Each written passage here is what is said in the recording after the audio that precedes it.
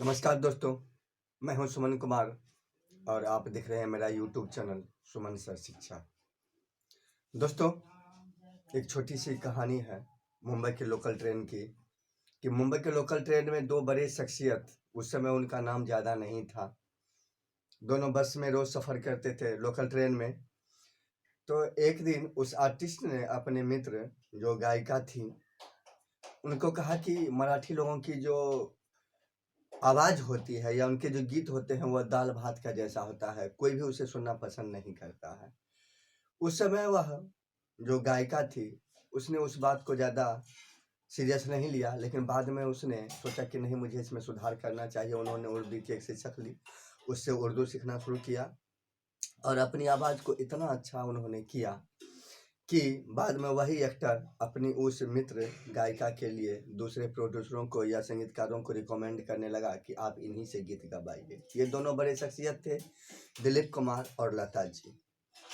लता जी जब शुरू में उन्होंने गाना शुरू किया था तो बहुत सारे लोगों ने बहुत से तरह से टिप्पणी की थी कि इसकी आवाज़ बहुत पतली है, यह चल नहीं पाएगी। लेकिन आज हम सभी लोग जानते हैं उनके जाने के बाद दुनिया उनको कितना याद करे, या लोग कहते हैं कि वैसी दूसरी गायिका दुनिया में फिर नहीं आ पाएगी। दोस्तों, सुबह में सो करके उठने से लेकर के रात में सोने तक, हमारे घर के लोगों से लेकर के घर के बाहर लोगों तक, हर तरह के लोग हम पर बहुत सारे तरह के टिक्का टिप्पणियां करते हैं कि तुम ऐसा वो क्यों करते हो, ऐसा क्यों करते हो, ऐसा क्यों करते हो। बहुत सारे तरह की बातें हम सुनने पड़ती है और हम अगर हर एक व्यक्ति के बात को सीरियसली नहीं ले लगेंगे और लगेंगे नहीं हम गलत हैं, हम गलत हैं, हमको ऐसा करना चाहिए वैसा, तो आप कितनी तरह का सुधार अपने आप में करेंगे। आप 4 साल के बच्चे हों या 40 साल के व्यक्ति हों, आपके माता पिता जब तक जिंदा हैं तब तक वे आपके हर काम पर टिक्का टिप्पणी करते रहते हैं। तुमने ये काम ऐसा क्यों किया, वैसा क्यों किया, तुमको इस विषय में इतना कम नंबर क्यों आया, तुम मैथ में ज़्यादा ध्यान क्यों नहीं देते हो, तुम हर समय हिंदी ही क्यों पढ़ते रहते हो, तुम्हें कहानियाँ ही पढ़नी क्यों अच्छी लगती है, तुम हर समय चित्र ही क्यों बनाते रहते हो, तुम्हें यह पढ़ कर के आगे क्या कर पाओगे, तुम्हारा मैथ कमज़ोर हो जाएगा तो तुम डॉक्टर या इंजीनियर नहीं बन पाओगे। तो बहुत सारी इस तरह की बातें, टिक्का टिप्पणियाँ हमें सुनना पड़ता है। चाहे आप 2-2 बच्चों के पिता भी बन जाएँ, लेकिन जब आपके पिता या मम्मी जिंदा रहेंगे तो फिर आपके हर काम में जीते जी आपको टिक्का टिप्पणी सुनना ही पड़ेगा। तो अगर अपने माता पिता की बात मान करके हम लोग उनके पसंद का ही जीवन भर काम करते रहें तो फिर हम अपने पसंद का काम कब करेंगे, हम कब अपनी अंतरात्मा की आवाज़ सुनेंगे। आप चाहे बिजनेसमैन हो, चाहे आप कोई भी काम कर रहे हो, लेकिन लोग तो आपके काम में टिक्का टिप्पणियां निकालेंगे ही निकालेंगे। हम लोग जब बड़े होते हैं, जन्म लेते हैं, तो जन्म के समय आपका किस स्कूल में नामांकन होना चाहिए, किस स्कूल में आपको पढ़ना है, घर पर कौन से टीचर आपको पढ़ाने आएंगे, किस विषय पर आपको ध्यान देना है। फिर बड़े हो गए, इंटर में गए तो आपको साइंस लेकर के पढ़ना है या आर्ट्स लेकर के पढ़ना है, ये भी, या कॉमर्स लेकर पढ़ना है, ये भी फैसले गार्जियन ही करेंगे। उसके बाद आपको डॉक्टर बनना है, इंजीनियर बनना है, क्या बनना है, ये भी आपके गार्जियन ही तय करेंगे, क्योंकि वे कहेंगे पैसा मेरा खर्च हो रहा है तो तुम मेरी मर्जी के अनुसार चलो, नहीं तो मैं पैसे नहीं दूंगा। आप अपनी मर्जी चलाओगे तो भाई जाओ, आपको जैसे पढ़ना है पढ़ो। हर फैसला हमारे गार्जियन ही करते हैं और हम लोग जीवन भर अपने मन की बात को दबाते दबाते एक दिन अंतरात्मा हमारा जवाब देने लगती है। एक छोटी सी कहानी है दोस्तों।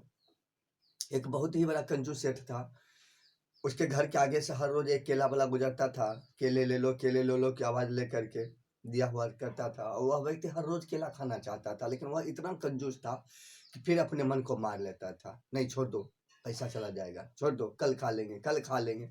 और इस तरह कल खा लेंगे, कल खा लेंगे कहते कहते वह आदमी एक दिन, उसकी अंतरात्मा उससे गुस्सा हो जाती है और उसके शरीर को छोड़ करके चली जाती है। स्वर्ग में जाने के बाद ईश्वर उस व्यक्ति को धिक्कारते हैं कि तुम हर रोज सोचते थे कि तुम केला खाओगे, केला खाओगे, लेकिन तुम्हारा कंजूस स्वभाव तुम्हें जिंदगी भर कभी केला खाने नहीं दिया। और एक दिन अंतरात्मा आपके जवाब देकर के आपके शरीर से चली जाती है। यही होता है, हमें हमेशा दूसरों की बातों को सुन करके अपने अंतरात्मा की आवाज़ को नहीं दबाना है। दिन भर में सैकड़ों लोग आप पर टीका टिप्पणियाँ करते रहेंगे।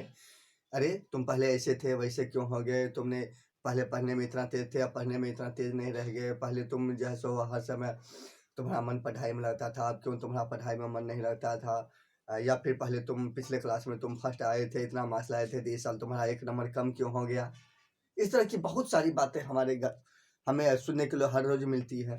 तो कितनी बातों पर हम लोग ध्यान दें? देखिए, आप जैसे हैं उसी रूप में अपने आप को स्वीकार कीजिए। Love yourself as you are. हर समय दूसरों की टीका टिप्पणी को इतना ज्यादा सीरियसली नहीं लेना। अरे वो ऐसा मेरे बारे में क्यों बोल दिया?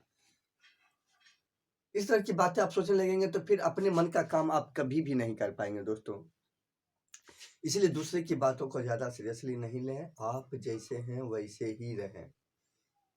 हाँ, आत्म-विकास का प्रक्रिया लगातार चलते रहना चाहिए। अगर आपको जब लगे कि नहीं हमें कुछ कमी है वास्तव में और हम जिस रास्ते पर चल रहे हैं उस रास्ते पर चल करके मैं अपने लक्ष्य को नहीं पा सकूँगा, तब आप अपने आप में आत्म-विकास कीजिए। लेकिन ये नहीं कि हर समय दूसरे की बातों को बहुत ज़्यादा सीरियसली मत ले लिया कीजिए।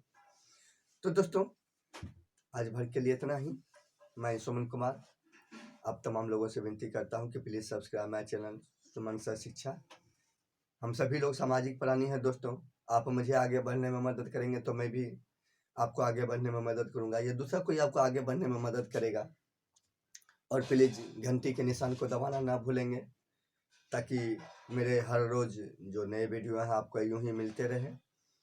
और आज भर के लिए इतना ही। मैं आपका दोस्त आप सब लोगों से विदा लेता हूँ। धन्यवाद।